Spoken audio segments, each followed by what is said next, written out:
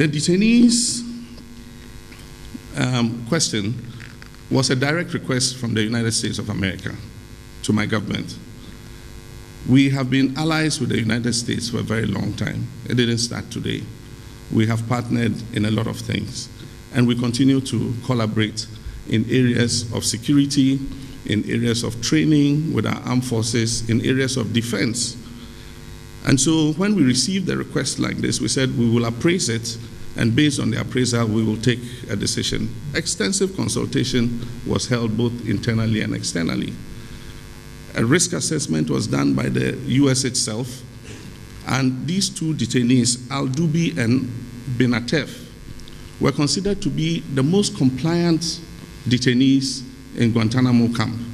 And they were put in the lowest risk category in Guantanamo. And let me be clear, people say ex-convicts. They were never tried, they were never charged, they were never convicted. These were 20-year-old boys. At the time they were picked up, they were 20 years old. And I can imagine my own son, who is 20 years old, you know, and the state at which he is. They were picked up, they were taken to Guantanamo, they were interrogated, you know, and investigated, and there was no evidence with which they could be tried or charged. As Commander-in-Chief of the Ghana Armed Forces, the safety and security of this country is of the greatest concern to me, probably than any Ghanaian. I will not take any decision that would jeopardize the safety and security of this country. We must also look at the side of compassion. You know, I'm a Christian, and in the Bible it teaches us to be compassionate to prisoners.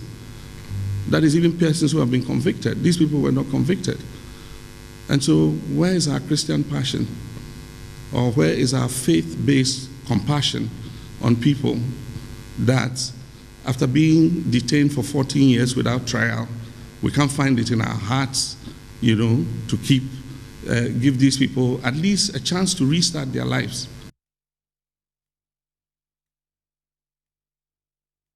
From everything that I have seen from the subsequent discussions that were held and subsequent visits and exchange of documents and interrogation, it seemed that these were people who had done this in a fit of what you call youthful exuberance, had in their minds 14 years of their lives taken away from them as a result, and their interest was just to move on with their lives. The assessment that was given to us by the US, what I saw was that over the last couple of years, they had been described as very compliant. Indeed, one of them was described as the most compliant within the Guantanamo facility. Once it became a matter that was effectively a national security decision, it was within the purview of His Excellency the President to take that decision as to whether we would accept them or not. The decision as taken is not illegal. You and I do not have the capacity to second guess or assess our national security. And there are people there who have expertise that certainly I don't have. If they have made an evaluation, they have conducted a negotiation on the terms on which they are ready to keep them here for 2 years under surveillance, and those terms are for them satisfactory, and they believe that it enables them to manage this risk, then yes, given that they have that expertise and they have made that recommendation, I'm satisfied with it. United States has what they call the Foreign Corrupt Practices Act, and that it is impossible to make payments of this nature without it being a criminal offense. As far as I'm concerned, no payments have been made, either to myself or President Mahama, as is also circulating on social media. But then again, the beauty about the US and the kind of system that they run is that it is possible for people to question their government's decisions, and they are free to go and do further research. No payments have been made. We are not leaving anything to chance, and that's why the President indicated that they are being accommodated by national security. They are being monitored 24/7 by national security. And if they do anything untoward, they will be dealt with according to the law. For instance, do they have access to phones, internet? Because, you know, terror groups thrive on these things. Well, I don't know the details for their being here. I wasn't privy to the discussions, but maybe that can be found out from the national security. They are supposed to comport themselves, not to do anything untoward. And I'm sure they were briefed, on what to do and what not to do. And if they go against that, obviously, they'll be infringing on the laws of the land. So, which you can't tell us. Which one? What they're expected to do and not to do. That's why I say national security would have then briefed them. And like I said, I wasn't privy to those discussions with them. Well, we have a reason to be concerned, but I don't think that we have a reason to fear like it's being touted all over the place. I think that once the security is monitoring them 24/7, once they live in national security accommodation, and once we are all now very conscious of their presence here, I don't think that there should be any reason to fear. They are not security risk as to such an extent that we should be worried, because we are in a position to contain them. I want to thank all of you for being here. I'm honored to be here with my colleagues, Senator John McCain, the chairman of the Armed Services Committee, Senator Richard Burr, the chairman of the Senate Intelligence Committee, and Senator Lindsey Graham, who is also a very active member of both the Senate Armed Services Committee and is the chair of the Appropriations on Foreign Aid within the Appropriations Committee. Today we have come here to talk about a very important issue. The primary purpose of our government, of course, is to keep the American people safe, and we have not seen a detention and interrogation policy from this administration that ensures that those we have captured on the battlefield and those who are terrorists who have sought to do harm to us and our allies are being detained and fully interrogated. And this, unfortunately, our prayers go out to all those who are victims in Paris, but we have seen time and time and again, it's so important that when we capture a terrorist or anyone who is working with them, that we ensure that we get the maximum amount of information to protect our country and to keep not only America but our allies safe. Today, I want to talk about what the administration has been doing to fulfill really a campaign promise made by the president, which was to close Guantanamo. And it's one thing to make a campaign promise, but if you look at the security situation that we're facing around the world right now, now is not the time to be emptying Guantanamo with no plan for how and where these individuals are going to go, no assurances of security of those who have been released. And frankly, what we have seen since May is the administration has released 27 detainees from Guantanamo Bay.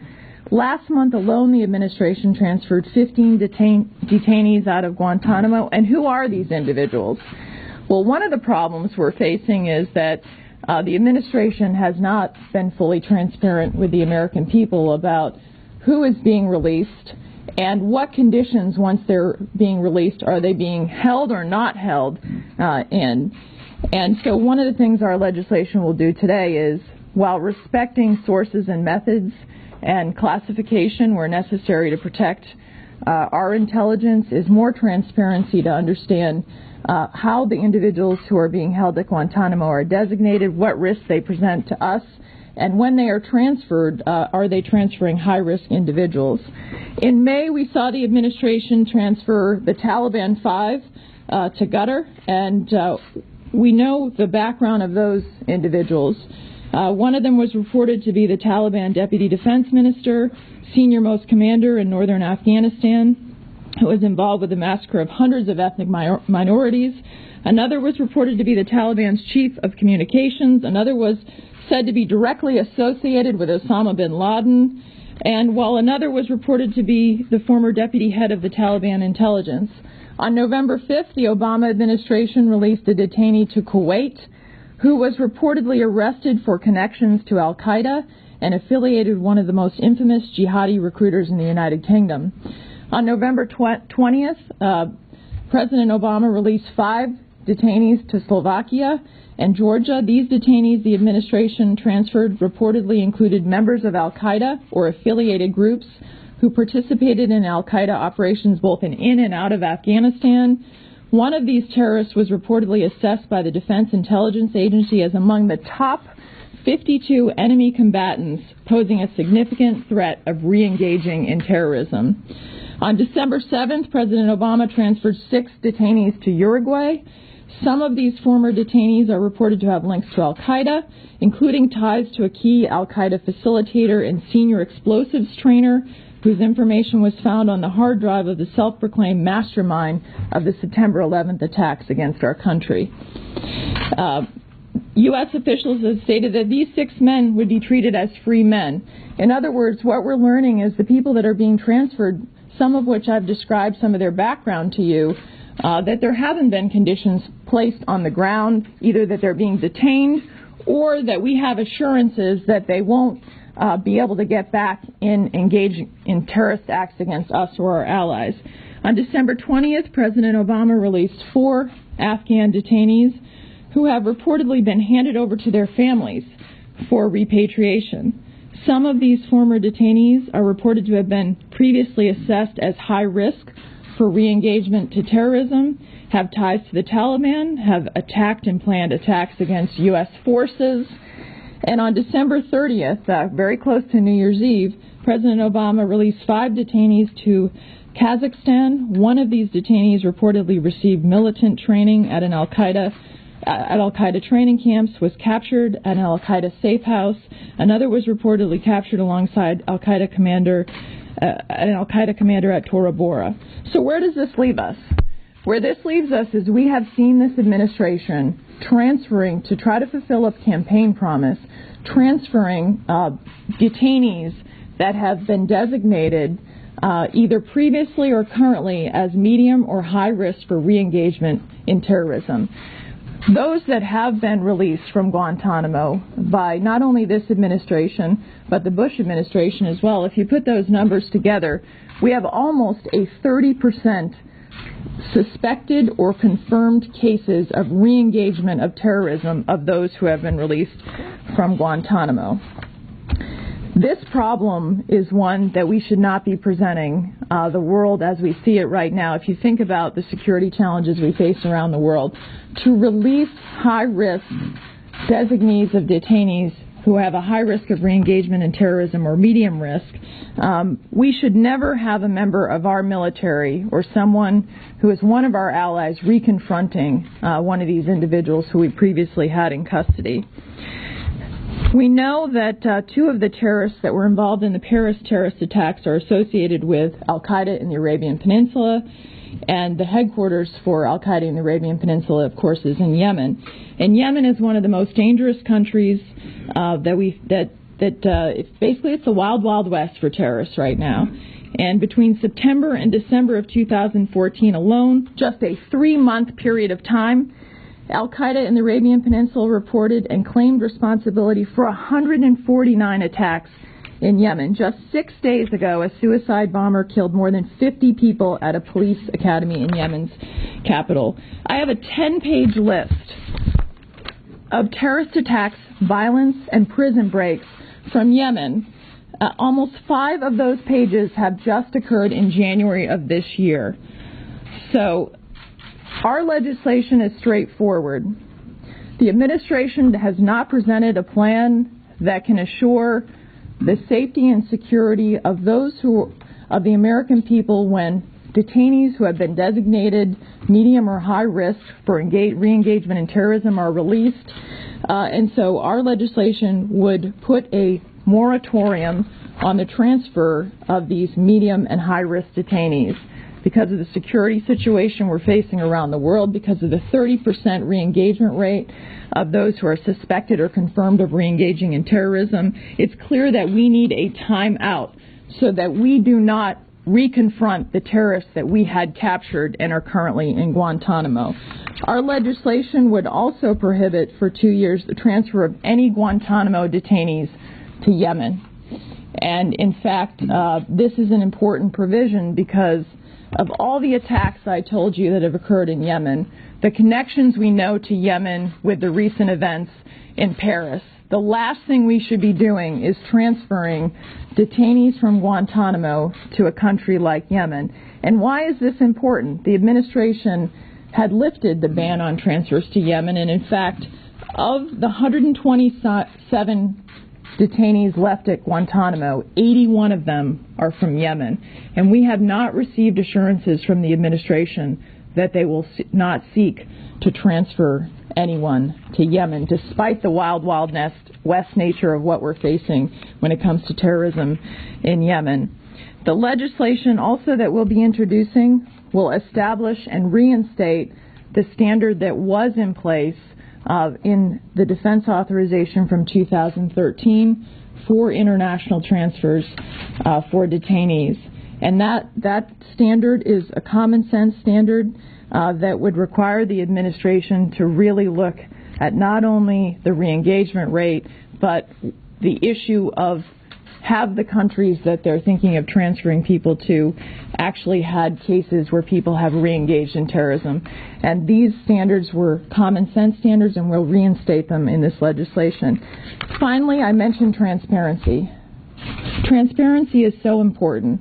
To release these Afghan detainees right before New Year's Eve, and for the American people not to understand the risk factors of the detainees that are being transferred, what they have been alleged to have been involved in, and what assurances do we have that once a detainee is transferred by this administration to another country, that that country is actually going to be engaged at all in either holding that detainee or ensuring that those detainees don't get back into the fight and present threats to us, our men and women in uniform, and our allies. And we need transparency so the administration can explain to the American people what they're doing, because I believe that the American people have a right to know when dangerous terrorists are transferred from Guantanamo, where they're going, and what are the conditions upon which they are going there to ensure that they don't get back in the battle and harm us or our allies. With that, I'm honored to introduce the chairman of the Senate Armed Services Committee, John. You're welcome back. This is Newsfile, your most authoritative news analysis show.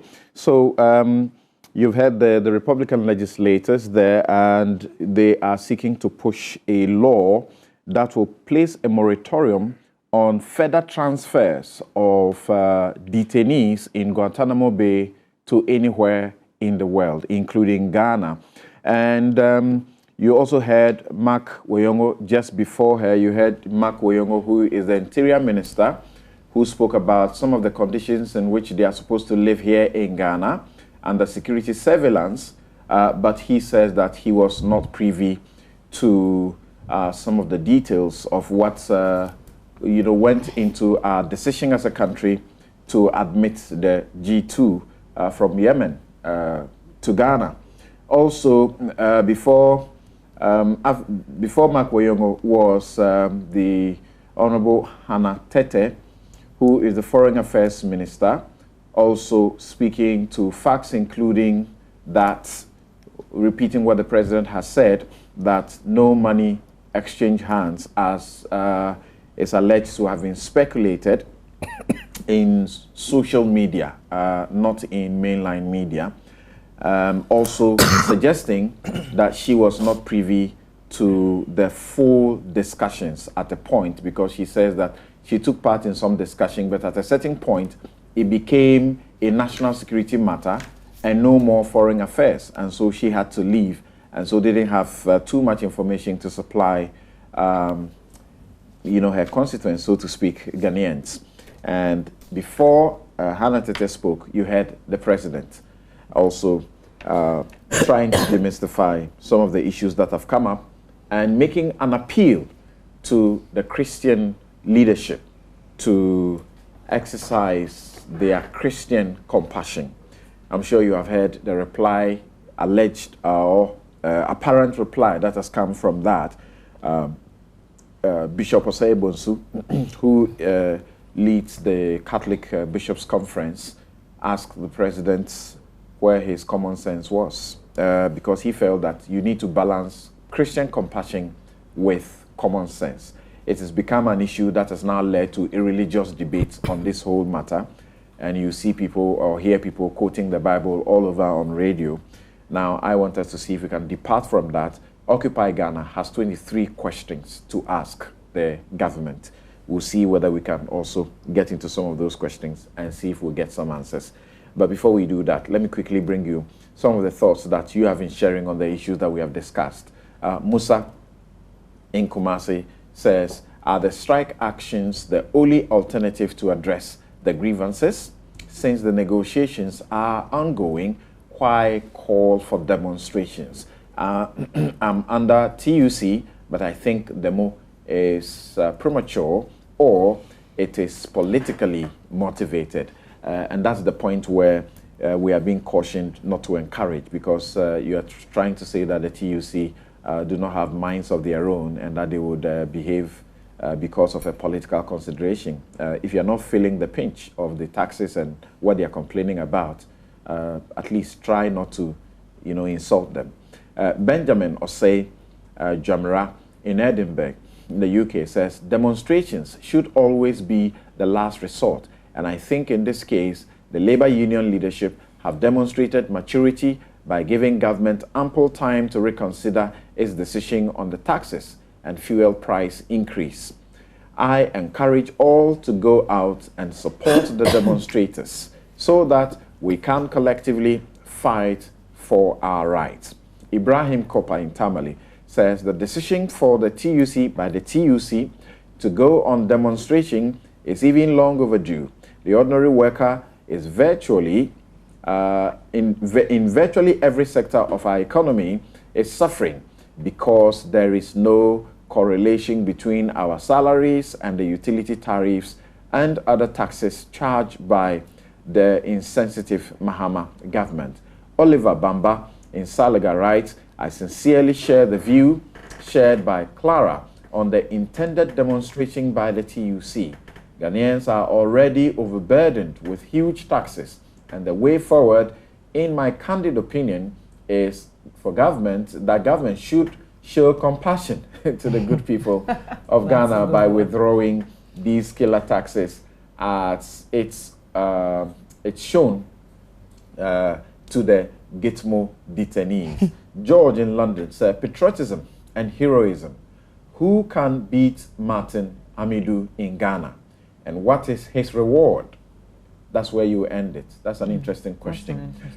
Thank you. And then there are others who have sent yours. You say, from Daniel, you say, I am very proud of our lady panelists. Apart from the content of the submissions, their comportment is admirable.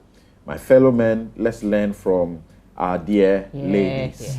Okay. I have tons of messages just on that, but I think it will not, there's no need to be reading all of those messages. Now, stroke us more. It's okay. Yes, and then this one, you say, the president's answers at the recent press meeting sounded unconvincing, but okay, we haven't gotten to that yet. When we get that, then we will share your comments with Ghanaians. And this from Kwame. Kwame says that, has the government become so powerless that it can shamefully tell us that only 30% of Ghanaians pay direct tax? Clearly, what the president said meant that government can only continue increasing taxes paid by the 30% who have continued to pay direct taxes all these years. Meanwhile, most of the 70% remaining are spare parts dealers who can buy a Villaggio home with cash, while most direct taxpayers can't afford a Deftraco mortgage.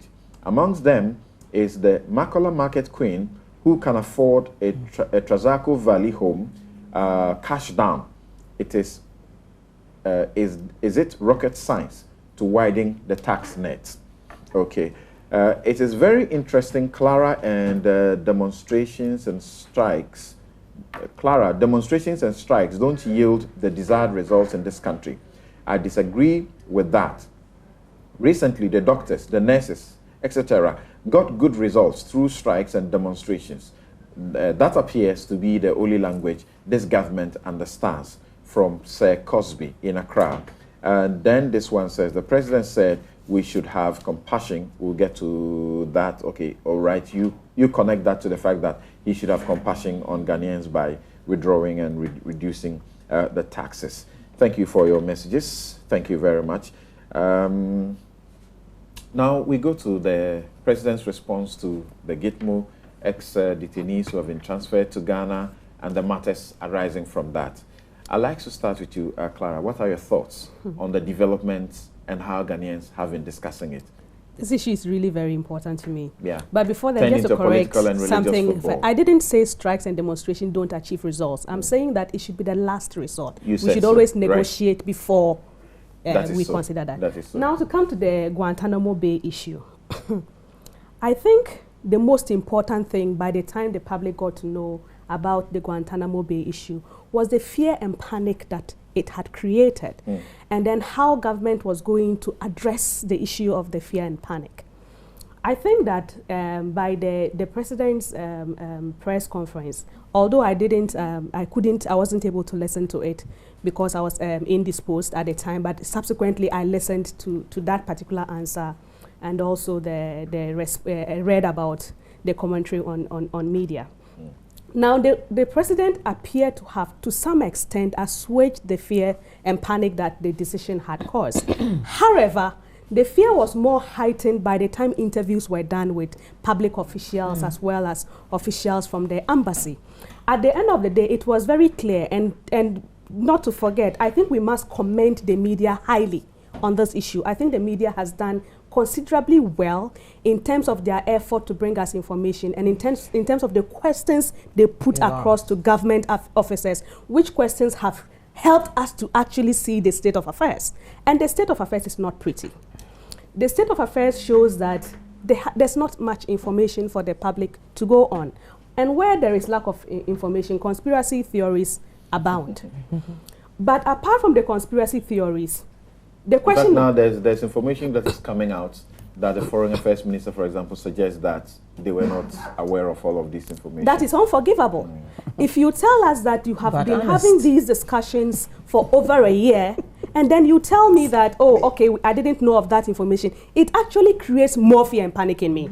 Because then what did you do? The due diligence that you did, what kind of due diligence did you carry out? There's commentary from the American media and some other analysts in America to suggest that the Obama administration has actually been going around deceiving countries that are willing to accept these people, and that they clearly say that Ghana has been deceived. I'll show some of that. But my problem is actually not Obama deceiving government. I think it's okay for Obama to want to protect his people. What I am concerned about is what efforts did my leaders do not to be deceived? To protect us. And to make sure that we are secured. And I think that if our government was probably and the officials were probably looking even at our constitution. Let's go back to Article 73 to 75 of our constitution. It tells us how to conduct our international affairs. I don't understand why there is no agreement. We are told that there is no agreement with respect to the detainees coming here. I want to believe that there is no agreement. So I believe that there is no agreement. But I have an issue why there is no agreement. There ought to be an agreement. So to the extent that there is no agreement, I think that all is not lost. We should go back and have that agreement. And if you go to Article 73 to 75, it tells us that such an agreement must go through parliamentary approval. So let's go back and have an agreement. The agreement will tell us the conditions and the terms under which the detainees are here, because they are here already. So the agreement should provide the responsibilities and the duties of each state. So the responsibilities of our government, the responsibilities of the United States governments with respect to the detainees' stay in Ghana here, who takes care of what, including finances, their financial upkeep, who is going to be responsible for what. Now, the agreement should also detail the steps that are taken to ensure that the Ghanaian public security is not compromised. In addition, the agreement must provide for what happens in the unlikely event that the Ghanaian security has been compromised? Because if in the unlikely, I want to believe the president that we have nothing to worry about. I want to believe that. But I always, as a lawyer, I always plan for worst case scenario. So in the worst case scenario that we are compromised, what happens? Who takes care of what?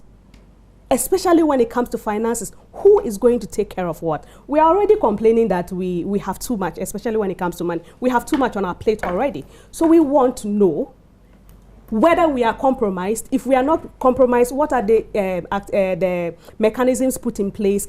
In the unlikely event that those mechanisms fail, who takes care of the consequences? So I would want to appeal to the government that it is not too late. If we don't have an agreement, well, there's nothing, like I said, there's no reason to cry over spilt milk. But there is something we can do. We shouldn't just throw up our hands in the air. Let's go back to the discussion table. Let's go through with Article 72 to 73 to 75 of our Constitution. And let's have something. We are also governed by laws. Okay. So some of the questions you are raising, just in tandem with what Occupy Ghana has been asking. Occupy Ghana asked, when did government execute an agreement with the government of the United States for the acceptance of Bin Atef and Al Dubé? They want to know. They also, that's the question 3 that they posed. They have a question 4. Why did government make an announcement to Ghanaians of the acceptance of the two only after Fox News had broken the news? You were talking about the fear that had come in, and the president had to now step in to try and, you know, bring some tensions down. You are asking, worst case scenario, how do we deal with them? Exactly. But someone will say, we have a terrorism act in this country. It's not. You may use that one to deal with them. Well, we may, but should we leave it to that? Because international arrangements, this is an international arrangement. This is not a domestic issue. This is not an issue of people who strolled into Ghana on their own and then have breached Ghana laws. This is strictly an international issue because we have agreed with the United States government. It falls within the realm of international law and diplomacy. So let's provide for that. It doesn't mean that our laws won't apply. Our laws will still apply, but our laws were not made with envisaging this in mind, that we would have an agreement with some other government to take in their detainees. Okay. So let's cater for this in an agreement. I'm not sure the Terrorism Act provides for the US government to take care of any financial obligations of anything. Well, and part of what you are raising goes to what status, what is their status, legal status right now in Ghana? Are they citizens, refugees, or what? Or they are serving parole? What exactly are they serving? Are they here, and how do we deal with them? And also, of course, the NPP has raised issues about breach, and I'm going to Esther, about breach of the Terrorism Act itself. We have a Terrorism Act 2008 that makes certain provisions, particularly Section 35 and 1 suggests that if someone has some association with terrorists or whatsoever, they will not be allowed to come into this country. And that's what the NPP is raising. What are you expecting to be done in the circumstances? Or you deal with the responses coming about the issue? Yes, I believe that they didn't advert themselves to the fact that we had a law prohibiting, allowing those who have engaged in or are suspected to or intend to engage in terrorist acts, from prohibiting them from coming into this country. The law bars any such individual from being allowed in. The president, by his actions, has willfully brought into this country people whom he knows have engaged in acts of terrorism because they are self-confessed terrorists. They may be low level, they will be of low risk, high risk, medium risk, whatever.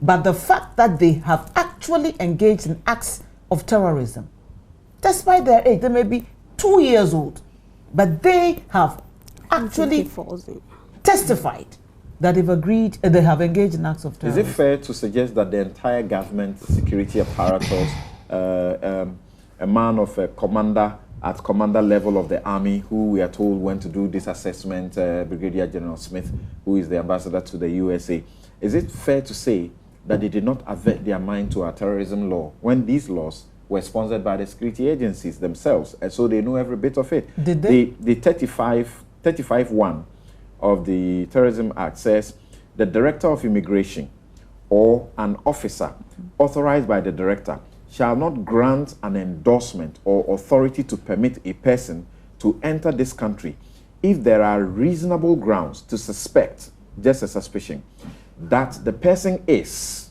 1, will or has been involved in the commission of a terrorist act. You say there's a breach. When there's a breach, what do you want to happen? Section 35 says clearly that it shall not, it's mandatory, endorse the admission into this country of anyone who is, has been, or will engage in any act of terrorism.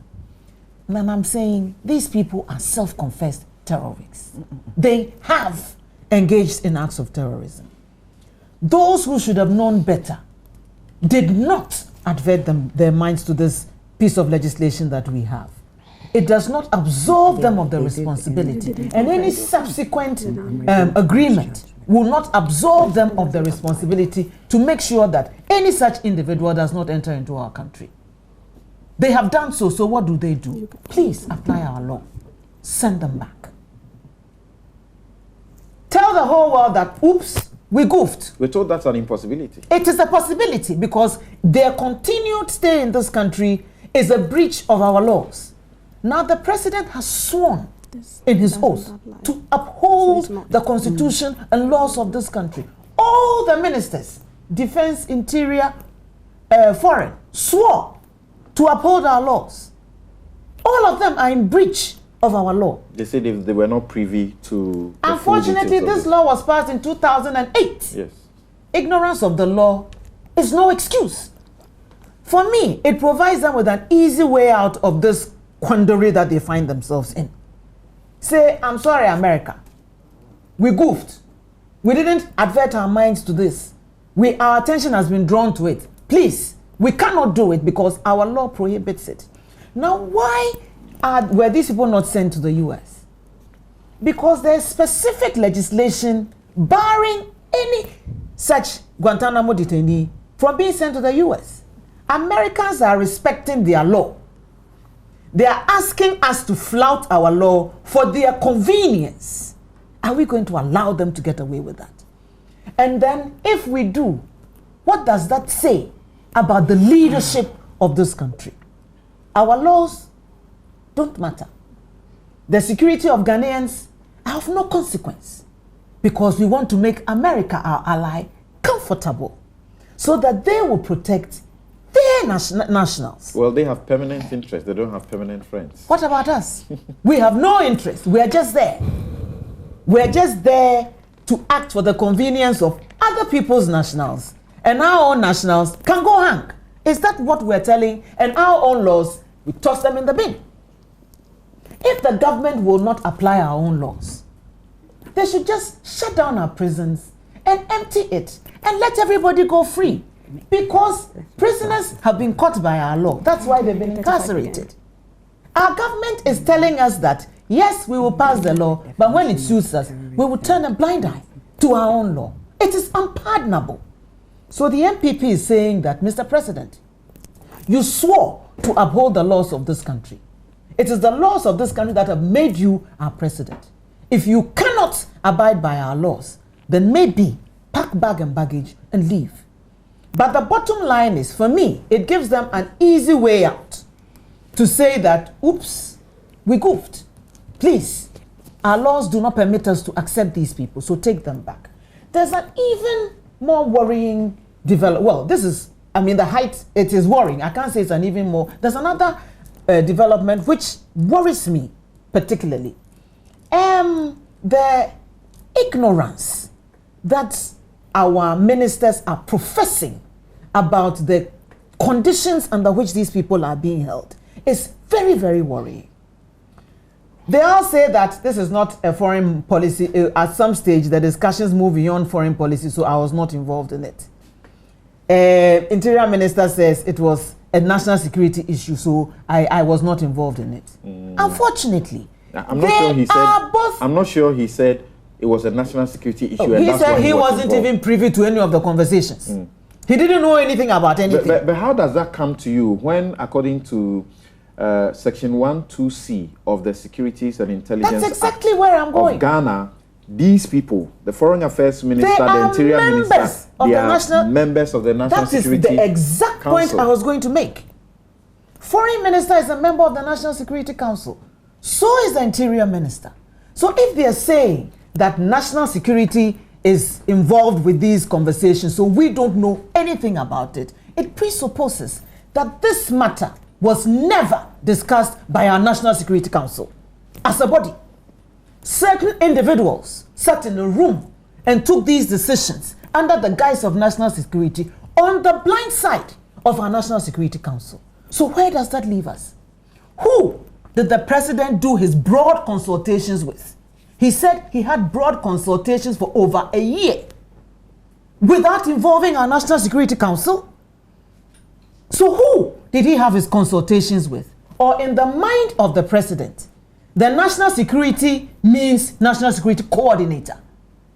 So he sat in a room with his National Security Coordinator and the two of them took this decision. Foreign Minister doesn't know anything about it. Interior Minister doesn't know anything about Foreign it. Minister doesn't know up to a point. That ought to be clear. That's what she said, up to a point. Where it left foreign, her terms of reference as Foreign Minister is where her engagement with this whole process ended. But quickly on that one, this will be the major issue to discuss. Samson, really. it is quickly, a very worrying development. there are those who are saying that for the two ministers, they ought to be sacked for coming and telling the public that they were not privy, at least to a certain extent. Abdul Malik Kubako is one of those who is championing this call for these to be sacked.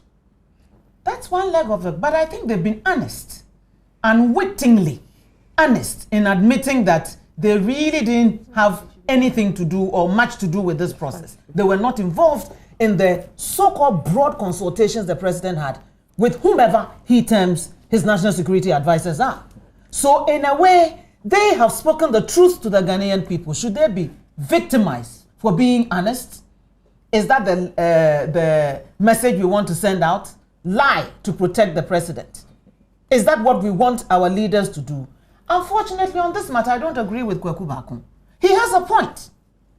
But if they had lied to protect the president, we would never have known that the National Security Council, Kwe Council, was never involved in these discussions. Because if they were, the Foreign Minister and the Interior Minister could never have said that they did not know the details involved in the transfer of these prisoners into this country or the conditions under which they are being held. Okay. Last night, there was an incident in Burkina Faso. Terrorists took, there was an act of terrorism in a hotel there. Yeah. 20 people are suspected to have died. Burkina Faso is on our northern border. We are saying that Ghanaians have been put on the radar of the terrorist organizations because of our acceptance of these two. We have all been put at risk by this, for want of a better word, reckless action taken by our president under the guise of compassion. I'm sorry, the US is saying that they are imposing a commonsensical standard. I agree with the Catholic bishop. You temper compassion with common sense. You do not endanger the security of your nationals. You are quoting the Republican legislators, and you know that this is politics as well. Mm-hmm. Oh, I'm saying that partly. I agree with them. You do not endanger your nationals because you want to show compassion or be a good friend to America. All Americans and their allies are legitimate targets for those who have been embittered by the actions against their nationals who were detained in Guantanamo, or their compatriots who were detained in Guantanamo. Okay. We have announced that we are America's allies and will bend over backwards, even break our own law to make America comfortable. We shouldn't be surprised if acts of terrorism move from Burkina to Ghana. God forbid. Send them back. God forbid. Susan, what are your initial reactions to all of that has come to be associated with this acceptance of these two detainees, ex-detainees? That the panic is too much, leading to mass hysteria, and politics is feeding to it, and so we are exaggerating the fear even more than it should be. Unfortunately, our religious leaders have waded into it, and it's making the panic even more than it actually should be. I'm coming from a certain experience. I was involved in the Ebola trials, okay? And the panic, even Osei, I heard her say certain things in Parliament that were totally inappropriate, okay? Not believing that we have professionals in this country that can handle Ebola trials and are as competent as anybody in the world to do it. And so, lack of knowledge, my people perish. Yes, and then people that's what happens. Osei, please, when you're talking, Osei, when you're talking, I didn't say a thing. Okay. I didn't wait. yeah, so when I finish, you can have, you can, yeah. Good. When I finish, your general point when I finish, you can always say that. If you create the impression that I make uninformed, no, but you did. You haven't given us the information. But you did. You did. Please take notes. In this country, we don't bring clinical trials to Parliament. Clinical trials are not dealt with in talking Parliament. about terrorism, not clinical trials. No, and I'm talking about the comments you made, uninformed, and you went ahead and made certain comments. And I'm saying that you are repeating the same thing because you make uninformed comments without having the proper knowledge and capabilities. In this matter, I do. Look, can I finish? Oh, yes, you can. Yes. So in this we are matter, saying I do. You don't. Tell me what security knowledge that you have that you are putting down there that says that I have the skill and the competence to assess it, and in my assessment this is what it is. We all reading. But exactly. But reading doesn't necessarily make it right. We have the Ghan doesn't which make we are you sharing. all of a sudden some of the information has gone out about the assessment has gone out to WikiLeaks. It's been published by New York Times, and we have all been sharing them. We all know how these things are and the politics that is behind it. So let's go to your section to show why you may have a superior I have a different view. Okay. You understand? Yes, information. I agree.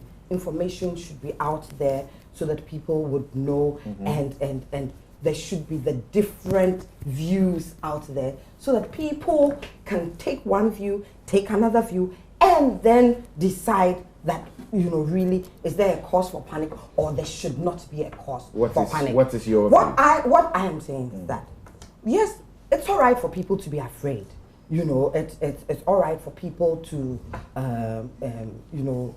all of a sudden say, hey, we have some people here who maybe ought not to be here, and that they put us into danger.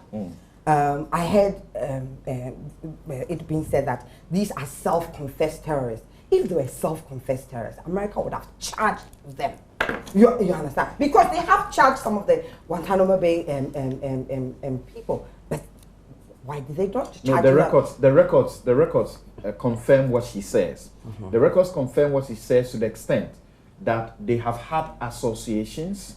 Some of them have had ATEF, for example. The records will tell you how much and what he had to do for Osama. But the point is, the US's position is that at this point, they have been cleared. Exactly. They have been cleared. Exactly. My point. They have been cleared. So if they say, this is this and this is what I did, okay, and you have been cleared, I mean, you can't, it doesn't, then they've been cleared of the charges that you are claiming self-confessed. So what we're saying, America says they are terrorists. We know that Americans can call certain people terrorists, and when their interests change, those people are no longer terrorists. That's right. Otherwise, Nelson Mandela was a terrorist at one point, and that changed, and he became president. You understand? No, even while he was president, he was still on their books. Okay, as a terrorist. You understand? So the definition for terrorists, depending on where they're sitting at that time or who is in government at that time, changes. All we are saying is that, yes, you have brought some people. Give us the information, like Kara says. What are the conditions in which these people are staying here? What have you put into place to ensure that if something happens, you can deal with it properly? And then let us not then allow this panic to go on and on and on and on. Okay, and let me just read a bit yeah. of this to you. Why people continue to feel panicky because they are reading. Now we live in a virtual world. You can get all sorts of information at your fingertip. There is this publication that's been made by very people who you check their background and you find that they have some respect as far as this job is concerned. The Wall Street Journal publishes that about the terrorists who have been freed, and particularly the ones who have been brought to Ghana. And Stephen Hayes and Thomas Jocelyn. This is a publication of January 15, 2016. It says, the Obama administration in recent days has proclaimed a milestone in its efforts to close the detention facility at Guantanamo Bay, Cuba, after achieving its long-held goal of reducing the remaining population to fewer than 100 detainees. With the expedited release this month of 14 detainees, the total now stands at 93. This is nothing to celebrate, and this is what they say. In reducing these numbers, the White House has freed dangerous terrorists and set aside military and intelligence assessments warning about the risk of doing so. The Obama administration has deceived recipient countries about the threats posed by the jihadists they have accepted. And President Obama has repeatedly misled the American people about Guantanamo, the detainees held there, and the consequences of releasing them. On January 6, as part of the Obama administration's accelerated Guantanamo process, Mohammed Omar Mohammed bin Atef was transferred to Ghana, along with another detainee named Khalid Mohammed Saleh Al-Dube. Ghana's government portrayed the deal as an act of humanitarian assistance, likening the Yemeni men to non-threatening refugees from Rwanda and Syria, noting that they were detained in Guantanamo but have been cleared of any involvement in the terrorist activities and are being released. That description isn't true for either of the men, the two who are here. Mr. Atef, in particular, is a cause for concern. Long before his transfer, the intelligence analyst at the Joint Task Force, JFT, assessed him as a high risk and likely to pose a threat to the U.S., its interests and allies. Okay, we are U.S. ally. JFT reports that threat assessment of 760 Guantanamo detainees, many written in 2008, were posted online in 2011 by WikiLeaks. It is easy to understand the analysts worry about Mr. Atef. They said, quote, a fighter in Osama bin Laden's former 55th Arab Brigade and is an admitted member of the Taliban. He trained at Al Farouk, the infamous Al-Qaeda training camp in Afghanistan, participated in hostilities against U.S. and coalition forces, and continues to demonstrate his support of Osama bin Laden and extremism. And all of these, they are just quoting from those reports. Okay, so you've gone on. Wait, I want to end here. Most ominously, the report warns that he has threatened to kill U.S. citizens on multiple occasions, including a specific threat to cut their throats upon release. The obvious question, why did officials in Ghana claim that Mr. Atef had been cleared? Perhaps because that is what the Obama administration led them to believe. Jojo Bruce-Kwanza, you know him. Jojo Bruce-Kwanza, the information minister at Ghana's embassy in Washington, D.C., told us that the U.S. government provided assurances that Mr. Atef was never involved in terrorism and presented little risk. If that assurance was not there, he said, there is no way his government would have taken the detainees. How does the White House square the intelligence assessment of Mr. Atef with the assurances the administration gave to Ghana. Says Miles Kagins, a spokesperson for the National Security Council, wouldn't address that question directly, instead telling us that Mr. Obama's Guantanamo Review Task Force, which included officials from 6 government agencies, approved him for transfer nearly 6 years ago. Mr. Kagins declined to address the damning Joint Task Force Guantanamo assessment. In the course of our discussion, I may read the rest, which reveal very interesting facts. Yeah. So, but the assessment that you're reading, when was it done? Because new assessments have been done. So the initial assessment that was done has been reviewed. And in the new review, they are saying that, I mean, these people are not as dangerous as they were first thought to be. This report, says that this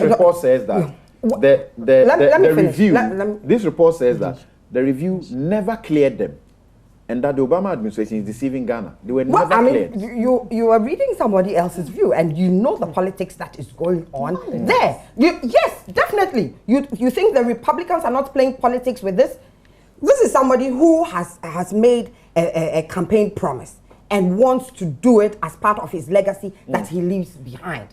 And of course, the Republicans are going to try as much as possible to discredit him and put impediments in his way. We've seen it all along, you know, from all the things that he's tried to do, that a Republican-dominated Senate tries as much as possible to put impediments in his way.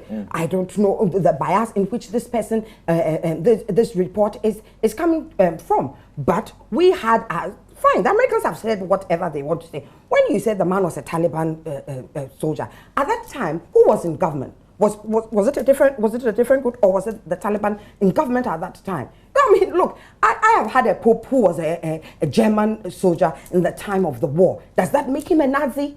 Do you try him for Nazi crimes? You get it. So the fact that he was a Taliban soldier, that's at that time that the Taliban was in government, does not necessarily mean that he committed crimes, because at that time, if it was a government that had sent him to war, okay, he had the legitimate reason to engage. How do you feel war. about this? This is a fact. How do you feel about it? 196 ex-detainees are now confirmed as or suspected of having returned to the fight. 122 of these recidivists are currently at large. There would definitely be recidivists.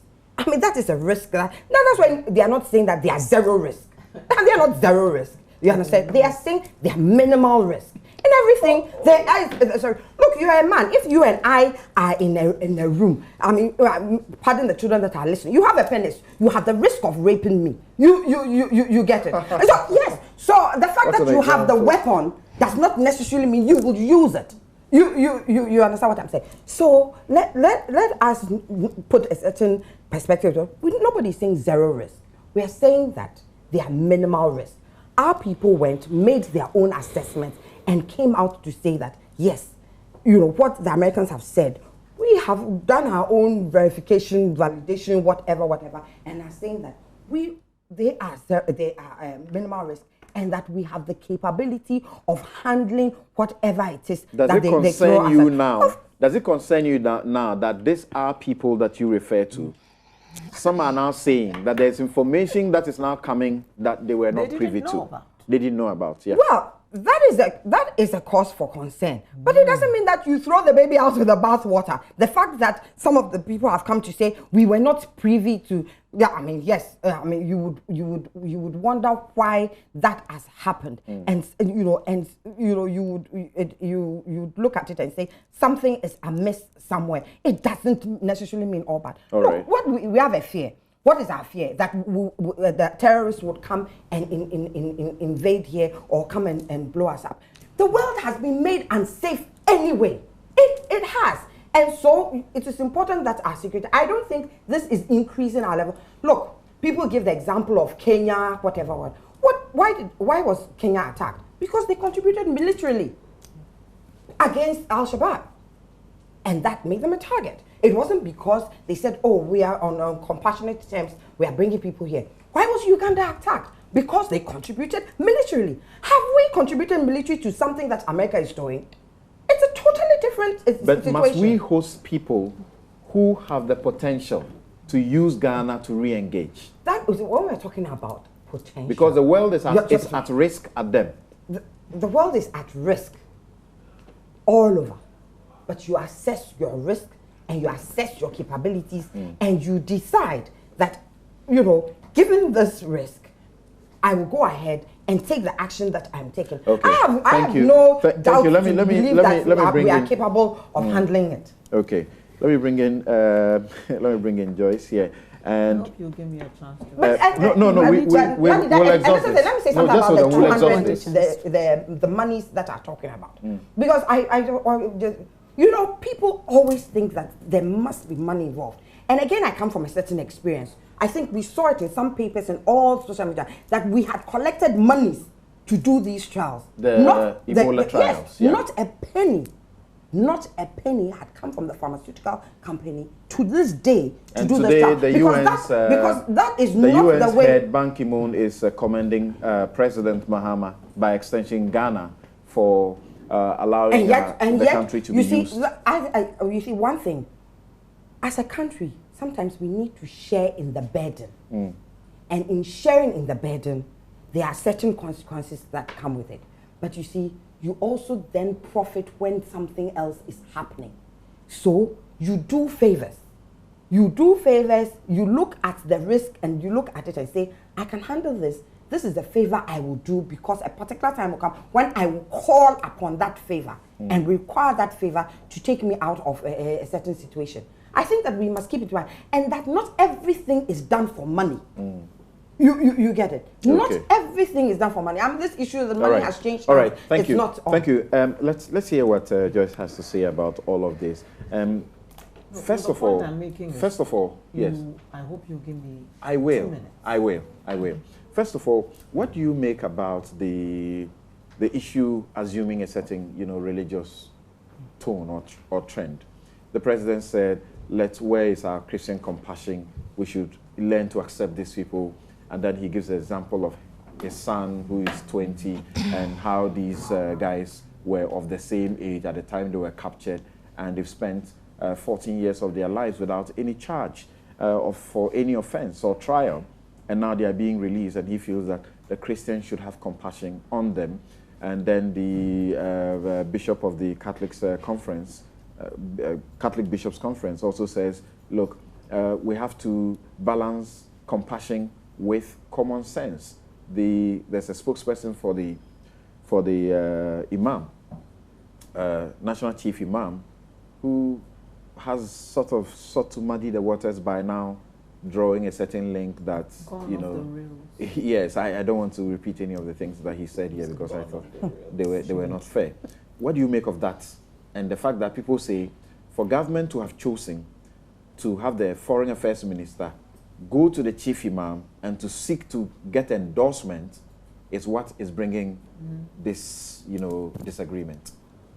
Well, Samson, I would like first and foremost to actually join issue here with Excellency John Dramani Mahama. I believe at his recent press engagement, the president actually gave his word and an assurance to the entire citizenry that this action that he had taken, which had generated so much opprobrium, was an action he took considerately, and that he also assured us that the security of Ghanaians, of our lives, was not in doubt, and that he would be the last person under the circumstances to do anything that he felt would jeopardize our security and peace. So whilst I'm putting that in perspective, I would now like to say that, listen, it is actually most unfortunate that the very first group of persons who came out really to condemn this action or decision by government was actually the Christian Council led by the Catholic bishops. Some very unfortunate comments have been made, and I would personally be constrained to repeat them here. But I would always want to defer to His Excellency's opinion in this matter, that whatever was done, whatever has been done, has taken due cognizance of Ghana's security first and foremost. Secondly, when you come to look at the new connotations, I normally would not want to veer into discussions that border on faith or on religion, because these are very, very personal things to each group of persons. But I would want to state that the first thing that government actually had to react to was that naturally, after this response by the Catholic bishops, obviously some impression had already been created. The tone had been set for some religious differences, and there was therefore a need to find an amicable way to stem it. It therefore called on government to seek an avenue, a platform, to try and explain this decision that was generating all this public How exactly was the tone set for religious differences? Non-informed views have been expressed. Yeah. I believe that we have a lot of beautiful legislations in Ghana, and I would want to say that if there are individuals who believe strongly that some laws have been truncated or haven't been adhered to, they have recourse to seek interpretations and vice versa. I'm putting that outside of this discussion. Coming to the security of this country, terrorism is now a clear and present danger the world over. Yeah. Ghana is no exception. In fact, even if we were to shut all our borders here in Ghana, there is no guarantee per se that you'll be preventing terrorists from coming into this country. Several schools of thought have come up. I would actually be very, very constrained to want to lay credence to most of these things you're reading here. We are in a very heightened political environment. Even in our own country, there's very little objectivity when it comes to discussions of this nature. We have all put our very logical thoughts aside, and what we normally seek to do is to make political capital out of issues that should receive public debate on issues mainly. What do you benefit from leadership if you try to create or even further the panic and fear that we are all grappling with? I don't think either one of us here is immune to the panic or the fear, and that if there was a terrorist attack, that either one of us would be immune from the attack. So let's put this discussion in proper perspective. Americans themselves presently are going through a process of election. The Republicans would write anything, they would do anything, pretty much like we do, to come back to power. No, but we know that their politics is better sanitized because I do hope so, but I watched that video that you showed. We hope that our politics could even get to up to 30%, decent but as they do. Don't deny the fact that don't deny the fact that even there is some politicization. All right. Let's put this in proper perspective. But I don't want to. This report I'm reading deals with the hard and facts. I'm telling you, some of these facts we have already known. Last week I was referring to some of the I want to be honest with you. You are reading people's opinions. We each have an opinion here. I don't remember you telling me that this had gone to the Senate and that this was a decision that was taken, that these were conclusive facts that people have written. Writers have their opinions. We all vet the terrain and we come to a certain conclusion about issues. Most of what I'm reading, though, are not opinions. They are facts. But that's what I'm saying. Facts checked by who? These are not facts cast in stone. By the These are opinions that have come up. The Joint Task Force of Guantanamo Bay. Yes, but when we have a task force that comes up with a decision, people would refuse even to give it any credence because it is in Ghana and it's not in America. Is that what you're trying to say? I understand your point. Yes, let's put this discussion in proper perspective. And I would want to come back to the fact that, listen, His Excellency has actually spoken that a decision has been taken largely on humanitarian grounds. Ghana is not living in isolation. We all live in a committee of states. It is the reason why a body such as the United Nations was established. That when there are issues that require a certain international dealership, we should all come together and find solutions. If at this time, Ghana, being an ally of the United States of America, has agreed to enter into this arrangement, one, we must work to assuage the fears of Ghanaians. Secondly, we must be quick to admit that nobody is immune from terrorism or acts of terrorism. That's right. Thirdly, that there will be no benefit to the president to accept two persons who would come into this country and engender our lives, radicalize our youth, and what have you. You yourself have admitted that in the global village in which we live, trends suggest that whether or not you receive such detainees or not, the exposure to radicalization is imminent because it's everywhere you turn. It is all of us our responsibility as nations within the world to come together in peacetime to ensure that, one, we protect our boundaries, we secure our boundaries. And listen here, if Ghana were to be a victim of an attack, I am sure the first country to come to our aid would be the United States of America. And we will be receiving that happily.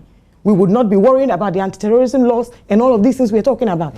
But we would first and foremost want to secure our borders and to ensure our safety. Like I asked Susan, I'd like to ask you this, and this is a fact, that nearly 200 former detainees have returned to jihad or are suspected of having done so, and they include senior leaders of Al-Qaeda and the Taliban. When you hear this, and particularly when you hear that the majority of these are from Yemen, and we're receiving 2 Yemenis, are you concerned? I would come back to the same point, that all of these evaluations are within the public domain, that information in that regard is out there for all of us to see, that whether or not it is about where they hail from is really not the subject matter.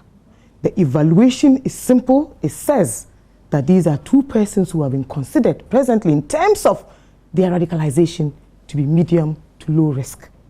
This is actually a 2-year program, and that they will be monitored at all times to ensure that, one, they do not undertake these sort of things that you actually make reference to.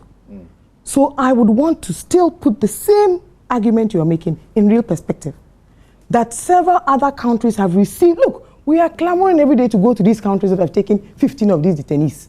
They have their citizens there too. The sort of opprobrium we are generating, our leaders who should be coming together to give practical solutions, to find a way to at least, at best, reduce tensions, to try and get people to understand, are the very ones stoking the embers of dissent and even causing further fear and panic.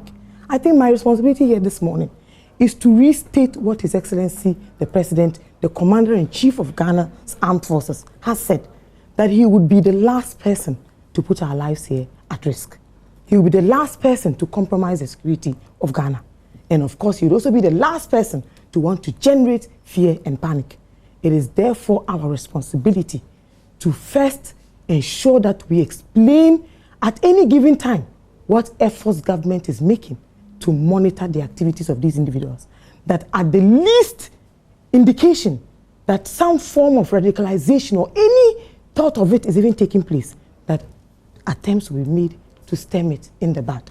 But let's be honest, that we are not immune from the activities of terrorists or terrorism in that regard.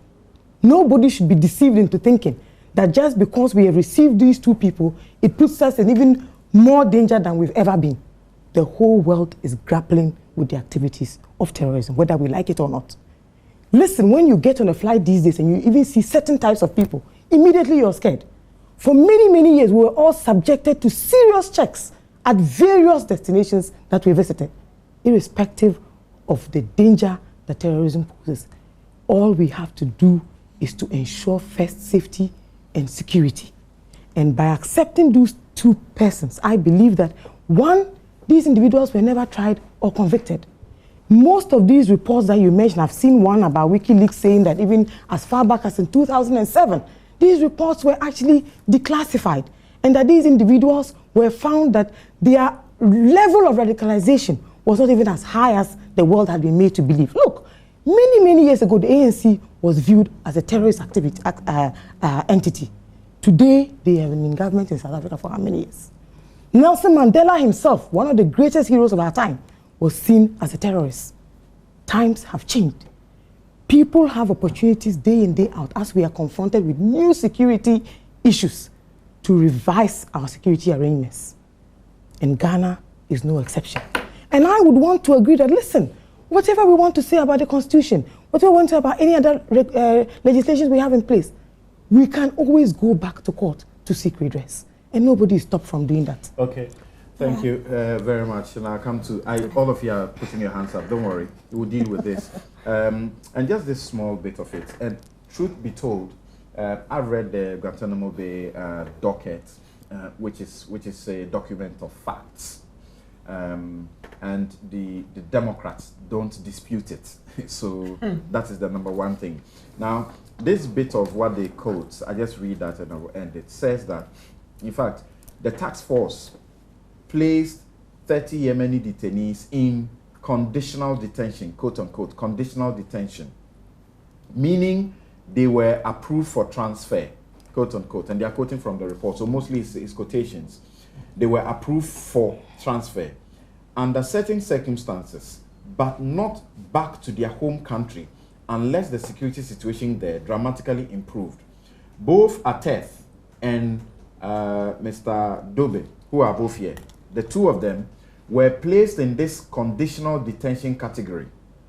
They were not supposed to be outright released, as Ghana claimed. Mr. Obama's task force envisioned that some sort of security assurances would be implemented in whichever country or ultimately accepted the pair. Now, this security assurance they are talking about, they say these are procedures that often fail on the rare occasion that they are actually put in place. And on this note, we take a quick break and return to finish up on this discussion. We'll be right back. Okay.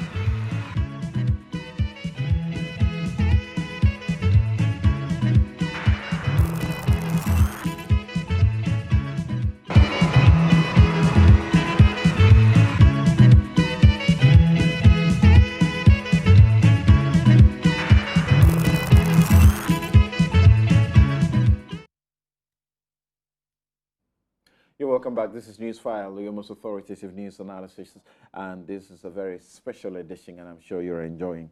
Now, this show is brought to you by Bank of Africa, MTN, Sasso Spray, Star Assurance, Lipton Tea, and Cowbell Coffee. Let me go through some of the messages that you have brought in. This one from a colleague of mine here at Multimedia Joy FM, Evan C. says that I have read the 2010 review assessment. Nowhere did it say that the two Gitmo guys here have been totally cleared of any risk. In fact, that admits a degree of threat they all pose. You're right. I didn't find any such clearance in that report as well. And then Kweku Aza, Professor Stephen Kokwasari, says President Mahama has severely misjudged the risk of this transfer and seems fundamentally disconnected from and disinterested in the citizenry's concerns and fears. Gitmo 2 could very well be the president's Waterloo. Well, Benjamin says, please correct me if I'm wrong. Are we really an ally of the US? Because I think the president is overstretching our relationship with the USA. Ghana joined the non-aligned movement in 1961, and by so doing, we have put ourselves in a position where we are neither friends nor enemies to any superpower. But since this Gitmo issue, I have heard the president mention all the time that the US is our ally. Please educate me. All right, thank you. Bonti Benjamin says the consequences of hosting the two Al-Qaeda foot soldiers. Okay, some of you are seeking to quote some other people in government who have classified these guys as mere foot soldiers and that they didn't have any operational activity to undertake when they were associated with Al-Qaeda, particularly referencing the Foreign Affairs Minister. So you say, have been released from Guantanamo prison is beyond the talk shop by government official. Cry the beloved country. It beats my imagination when government officials keep telling us there was no agreement with regards to the detainees. Agreement, as we all know, should not always be written on paper, but it can be verbal too. I don't really know why the government does not want to disclose the details of the package. Don't we deserve the right to know? Spike in Ohio says Susan Eduamankwa should know these terrorists are dangerous. Okay, first of all, these we know, according to the report, have not been specifically and clearly charged as terrorists, are dangerous, and there is every reason for Ghanaians to panic. Kwabena Ade said, so even if they are not a risk, should we not be on the side of caution? And that is also your caution that you are bringing in. Really, truth be told, lots of your messages on this. I'll speak to hear from the ladies a bit of reactions, and then I'll come to check some more of your messages. But that's not until I have read these two from Zach in Salia. Zach Salia in Wa. He says, on the issue of the detainees, there are still more questions than answers. Whose interest is our president protecting or serving? America, the detainees, or Yemen, or Ghanaians? This one says, 200 out of what number returned to terrorism? There is also information that only 5% of released detainees return to terrorism. In fact, we are told that it is 30%. It's 30%. Even one person returning to terrorism is a matter for concern, but you are overblowing the issues. This is from Joe. Okay, Joe, I'm just reading to you the facts as we know them. This one says, I don't blame those defending this action. Ghana has never experienced any war before, so they can sit on radio and TV and talk and talk. Nigerians will not be doing this. This is from Armstrong. And also there are messages that say we cannot say outrightly that the Ebola testing has no issues at all, and that there have been issues with the Ebola testing, and so particularly Susan should pay attention that the clinical trials example that you are using is a bad and an inept example to give on a day like this. Just yesterday, France reported that one person is brain dead from a botched clinical trial, and 20 others are in critical condition. So it wasn't so foolproof. Okay, now let me take just 2 minutes. 2 minutes, Esla, please. 2 minutes. Come back, mention that, but I'm glad you've done it. The fact that we have professionals, highly trained and skilled professionals, undertaking any test doesn't mean that it cannot go wrong. So Ghanaians were right to be concerned about being kept in the dark about the Ebola trials which went on. Now they didn't go on. Let me correct you. No Ebola trials went on. Okay, so you wanted her to keep quiet, allow you to speak. Let's hear her too. Okay. Ghanaians were right to be concerned, and the expression of our concern enabled us to get the information which everybody needed to have, but which we're being kept in the dark about. Now, to link that with that, 6 people are hospitalized. Highly trained professionals are conducting clinical trials, and it can and does go wrong sometimes. So it doesn't absolve anybody of the responsibility to give the representatives of the people information so that they can also help assuage the fears of the people. We first heard about this transfer from Fox News. Our own government kept us completely in the dark about this information. Now, if journalists hadn't started asking questions, we wouldn't have had ministers of state coming to contradict themselves and demonstrate how much or how little they know about the entire processes. The American public affairs official who was just interviewed on hot issues, he said something which I found instructive. One phrase: trust, but verify. They will trust what you're telling them, but they will take pains to verify the information you're giving them. Did we, on this side of the aisle, do the same thing?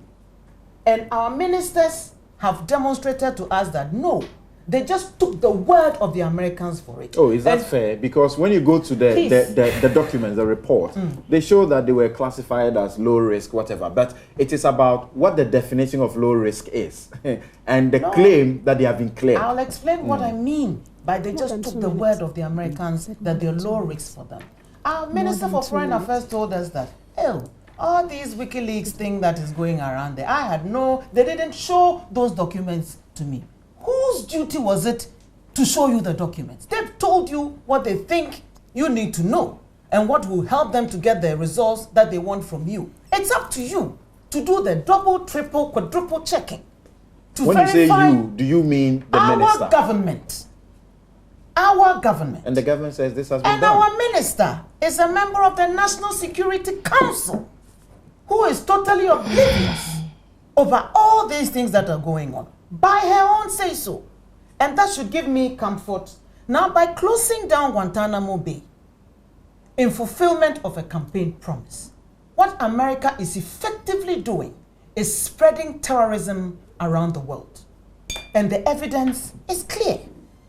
Europe, America, Central America, Africa, Asia, every recipient country of these terrorists are potential to create cells wherever they are or to rejoin the terrorist organizations they came from and use those places as a base of operation. That's the fear of the Republicans, now, and that's why they are seeking to introduce that law sister also for said a moratorium.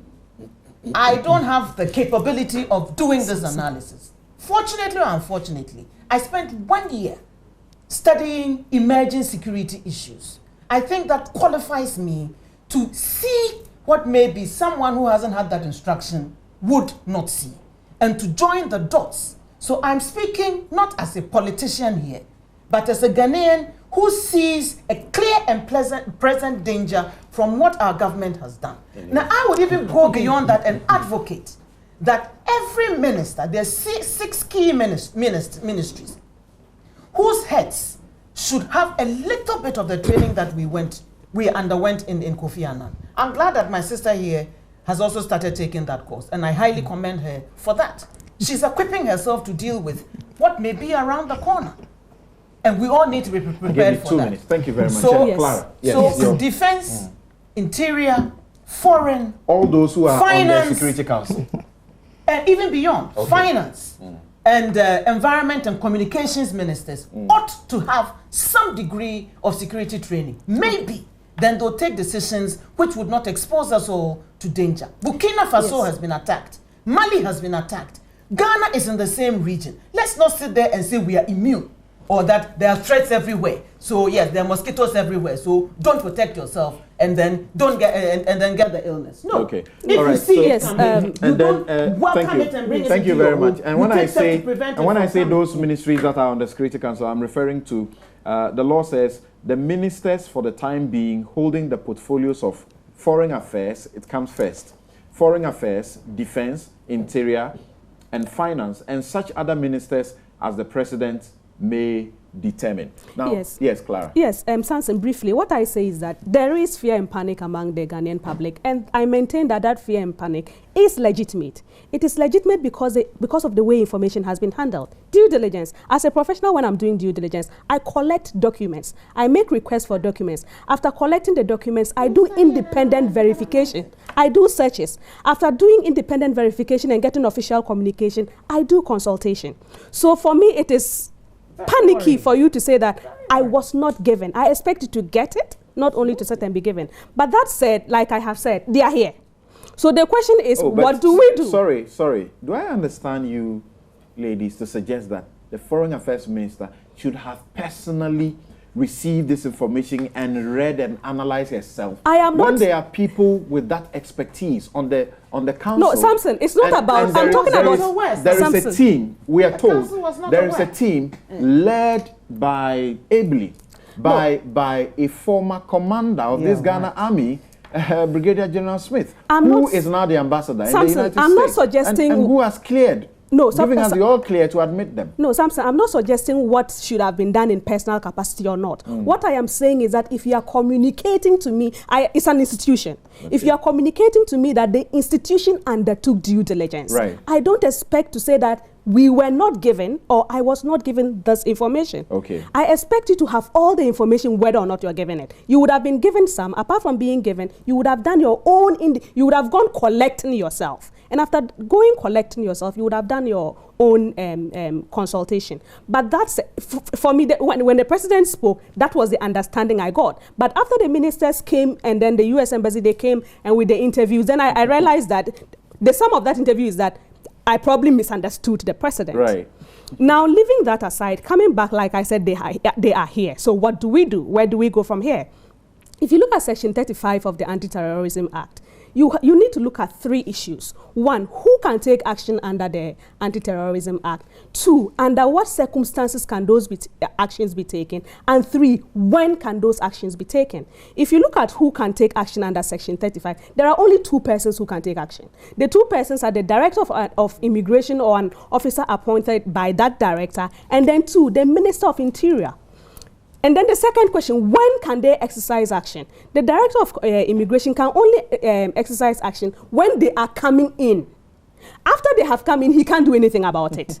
So the issue here is they are here already. So that is cancelled. There's nothing the Director of Immigration can do. The second person who can act is the Minister of Interior. And the condition under which the Minister of Interior can act is if he has reasonable grounds to believe. Now, in the first place, I haven't heard the Minister of Interior say that he believes that the 2 have committed a terrorist act or are about to commit one or will commit one.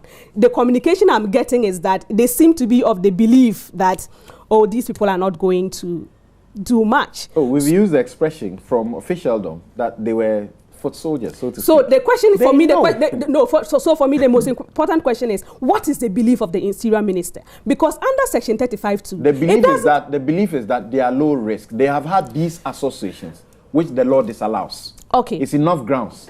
Okay, according to the law. So the point I'm making is not whether or not there are grounds. The point I'm making is that the only person whose belief matters is the Minister of Interior. And if so, in these circumstances, if the Minister of Interior believes that he has the power to act, so the Minister of Interior acting under that belief can say that we are sorry, but get back. Take them away. But the point here is, assuming that the Minister of Interior comes to say like, well, I don't really believe they are anything. My position is that it's still not all lost. The Minister of Interior says that they are going to be under surveillance 24/7. Does he believe or does he not believe? That is my we are told where they live now. Have you not? The President says they live with our national security. Okay. Why? Yes. Have they? No, but let's say that is to give you confidence that they are with people who police them. Compassion. All right. Thank you. Why are we giving them under those conditions? Thank you. And like I said, even assuming that even that one, the Minister of Interior doesn't act, and I believe if he doesn't act, there are reliefs for us to compel him to act. But like I hype, it's still not all lost. If you claim there is no agreement, let's have one now. Okay. Thank you very much. But the agreement, you say, the agreement must be subjected to parliamentary approval. That is what the Constitution says. But once you enter into that, but the President is an executive president. He has the power to take executive decisions. And when he enters into that agreement, parliamentary approval. We have already been told clearly that there was no agreement to this, that there was no prior convention to this, that there was no prior treaty to this, which meant that that is the reason why it did not have to be brought to Parliament for ratification. And you have added beautifully that we also have an executive president.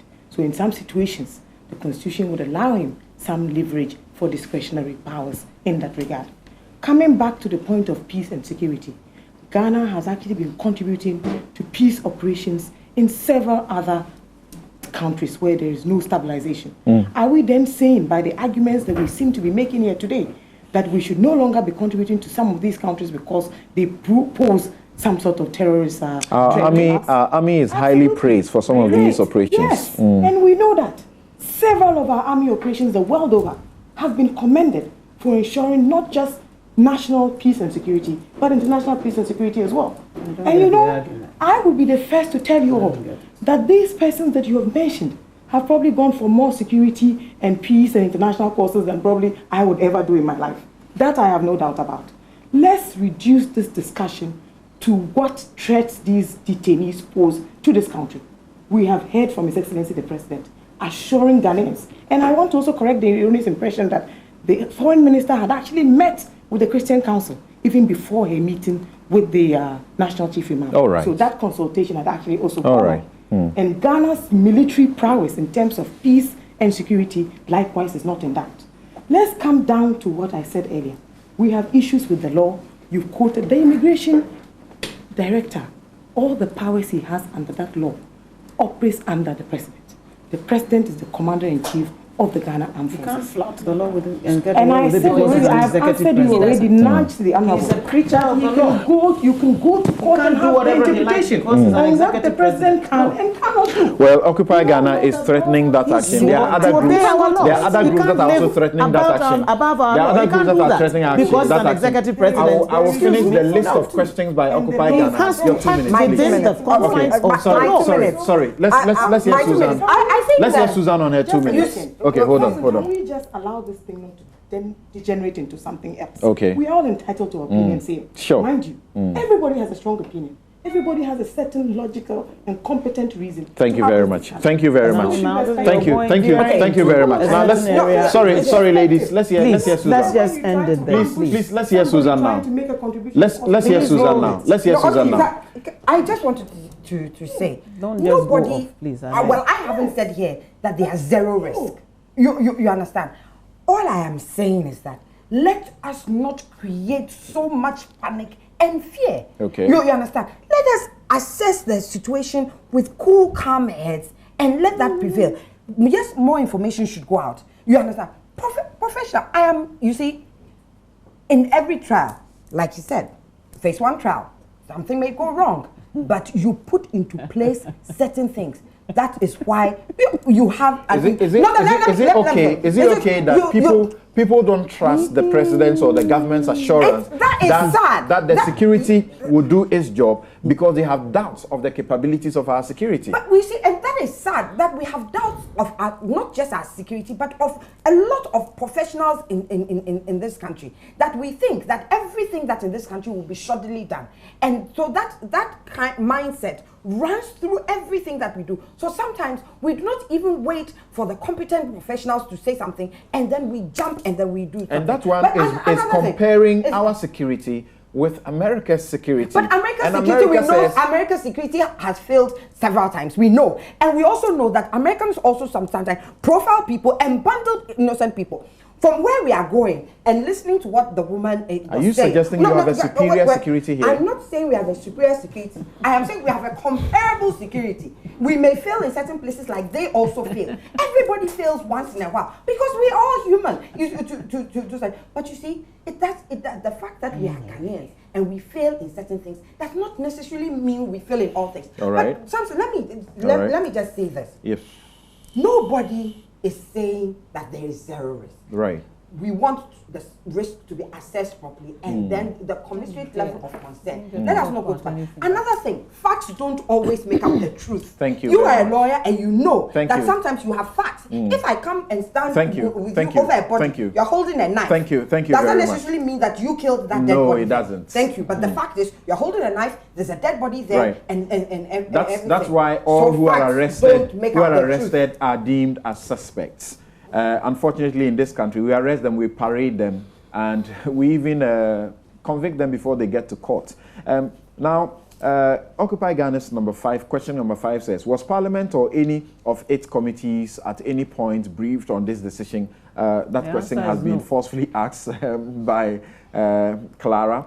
And then 6, the 2 of them, they are said to be among former Guantanamo Bay prison detainees who have expressed fears at any time of torture or persecution if they return to Yemen, their home country.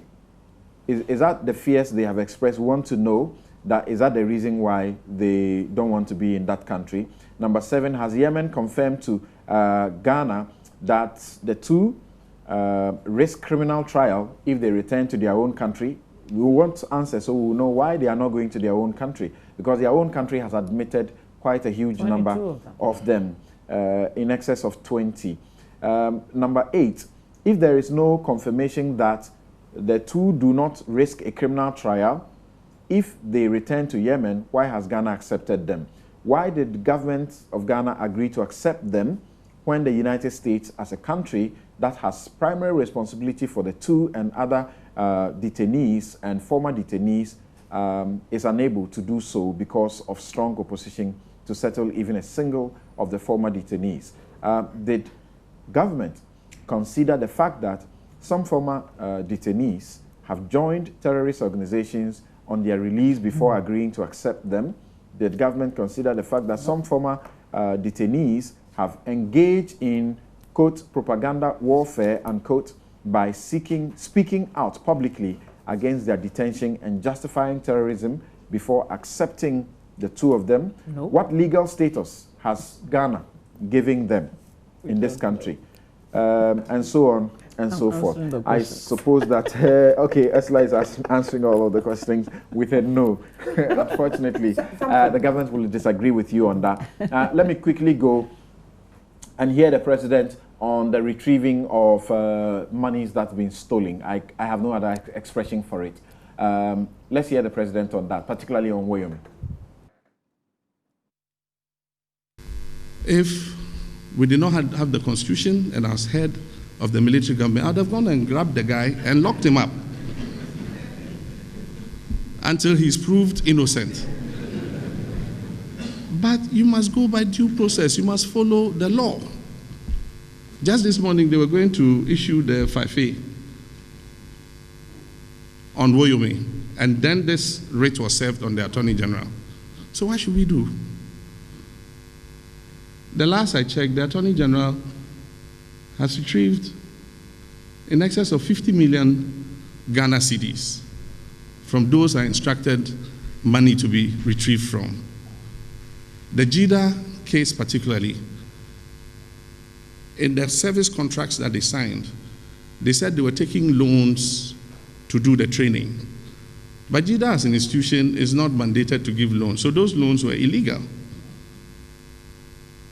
And that's why I said the loans should be retrieved, because if they were loans, then you must pay back.